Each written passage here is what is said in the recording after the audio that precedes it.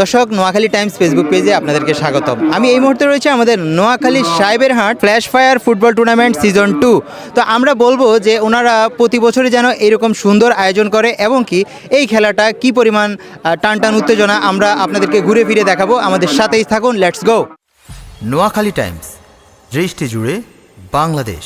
সালামু আলাইকুম। আমাদের প্রতিবারের ন্যায় অন্যান্য প্রতি বছরের ন্যায় আমাদের সাহেবের ফ্ল্যাশ ফায়ার ফুটবল টুর্নামেন্ট 2026 এবছর হচ্ছে সিজন 2। আমরা গতবারও সুন্দরভাবে আয়োজন করার চেষ্টা করেছি, জানি না কতটুকু আমরা আয়োজন করতে পেরেছি, বাট আমরা এবারও চেয়েছি যে গতবারের তুলনায় আরও সুন্দর করে আয়োজন করার জন্য।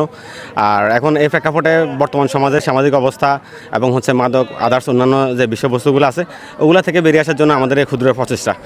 আর এক্ষেত্রে আমাদের হয়তো ভুল ত্রুটি থাকতে পারে, সবাই ক্ষমা সুন্দর দৃষ্টিতে দেখবেন। আর আমাদেরকে উৎসাহ দেওয়ার জন্য এবং সকল কিছুতে হেল্প করার জন্য সবাইকে ধন্যবাদ। এই আয়োজনের উল্লেখযোগ্য একজন অংশীদার আমাদের তৈয়দ মামা, সেলিম ভাই, আরজু ভাই, মিরাজ, রনু, আরও আদার্স অনেকে আছে। সবার নাম এখন এই মুহূর্তে বলাটা সম্ভব হচ্ছে না, কারণ সবাই এখন সামনে নেই।